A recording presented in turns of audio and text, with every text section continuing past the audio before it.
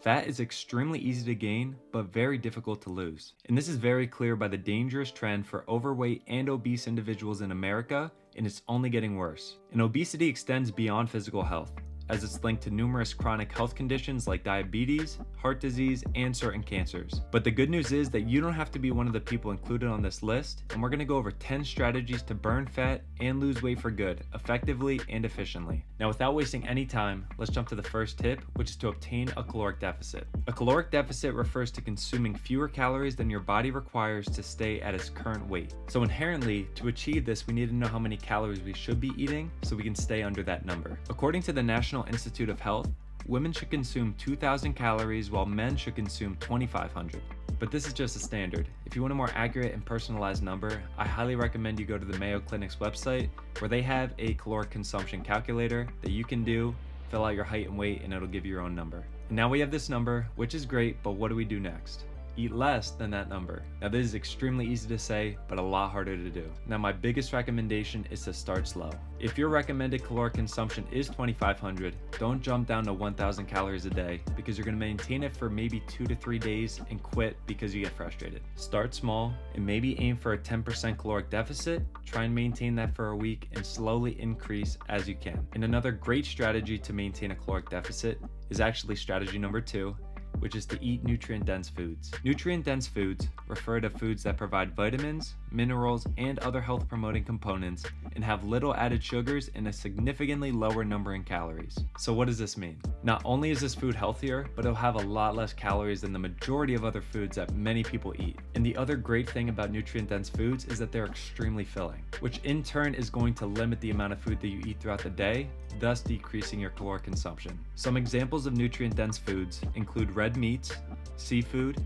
nuts and seeds, vegetables, fruits, and potatoes. And eating nutrient-dense foods also ties into strategy number 3, which is to eat more fiber. Now the really good thing is that most nutrient-dense foods are high in fiber, and the thing with fiber is it makes you feel full. Foods that are high in fiber take longer to digest, and this can decrease the number of meals you eat in one day. Similarly, high fiber intake also aids in stabilizing blood sugar levels, preventing rapid spikes and crashes which may trigger cravings for other processed or unhealthy foods. It's recommended that doing something as simple as consuming 30 grams of fiber a day can help lower your blood sugar, lower your blood pressure, and help you lose weight. Now, tracking how much fiber you eat in one day is where it can get a little difficult. And this leads me to strategy number 4, which is to track your calories, and we're gonna go over exactly how to do that. Now, when I say tracking calories, I know some people's minds immediately go to a pen and paper and think you essentially need to be doing math all day, every day. And thank God that's not the case because there's zero chance I would be doing it. Now there are numerous apps that allow you to track your fiber and your caloric consumption, but my personal favorite is MyFitnessPal. Now this is not a sponsored deal, but I use MyFitnessPal all the time and they make it extremely easy to log whatever food you eat and track all your macro and micronutrients. So I highly recommend you download this app because it's gonna make your diet journey much easier. Now jumping to strategy number 5, it's gonna be to incorporate resistance training. Resistance training is hands down one of the best things you can do to burn fat. When you perform consistent resistance training, you increase your resting metabolic rate. And this refers to the total number of calories burned when your body is completely at rest. So it goes without saying that this is extremely important for fat loss. So because of that, compound exercises are your friends when it comes to burning fat. And some examples include squats, overhead press, and bench press. Now before we jump to strategy number 6, if you're enjoying the video so far, be sure to leave a like and subscribe for more fitness videos and content. And now for the next strategy is to increase your daily step count. Increasing your daily step count is something that everyone should integrate into their daily routine. With the current sedentary lifestyle that many are living, we ultimately are not on our feet much except for the occasional bathroom trip or grocery run. And the current recommendation regarding step goals is 10,000 daily steps. Now I know this is a huge number, but remember our goal is consistency. We don't want to jump to 10,000 steps for 1 or 2 days, then you end up giving up because you're frustrated, you're sore, and you're tired.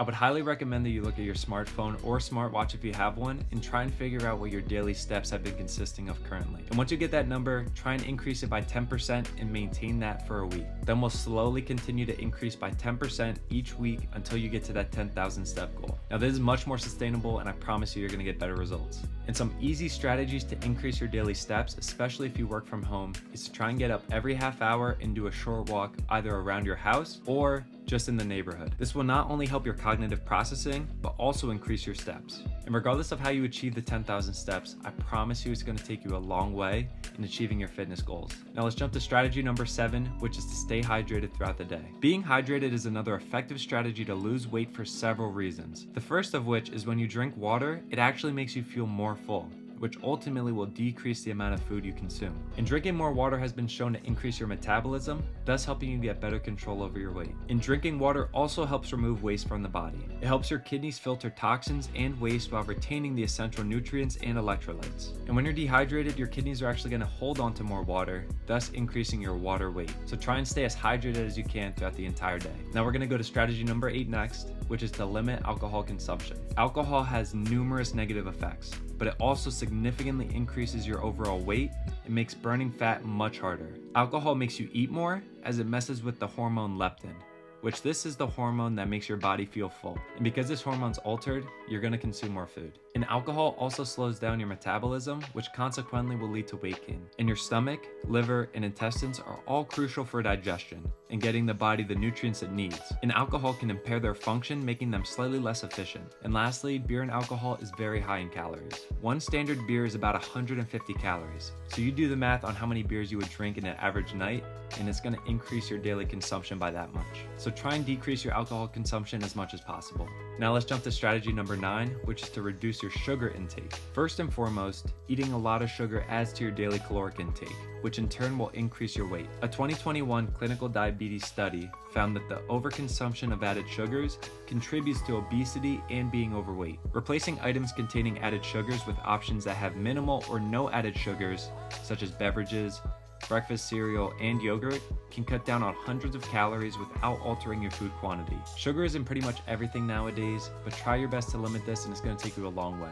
And now for strategy number 10, which is the last one of this video, we need to get enough sleep. Sleep affects not only your recovery from the day, but has a huge effect on your hormones. A study found that men who got only 4 hours of sleep had increased levels of ghrelin, which is the hormone that makes you hungry, and decreased leptin, which as I mentioned earlier is a hormone that makes you feel full, compared to those who got 10 hours of sleep. Now I know 10 hours is a bit extreme, but the daily recommendation for adults is around 7 to 9 hours. Now there are many strategies to try and increase your overall sleep quality and quantity, but a great one is trying to put your phone down before you go to sleep. The phone will keep you distracted all night, and if you put it down half hour to an hour prior to going to sleep, it's gonna make a huge difference. Now, ultimately, consistency is key. If you try and change all these things at once, you're gonna get frustrated and give up in a few days because that's not sustainable at all. I highly recommend trying to choose 1 or 2 points that you think is doable and try and maintain it for as long as possible. And if you slip up one day, don't let it happen a second day. And as you get more and more consistent, then you slowly integrating other strategies as well.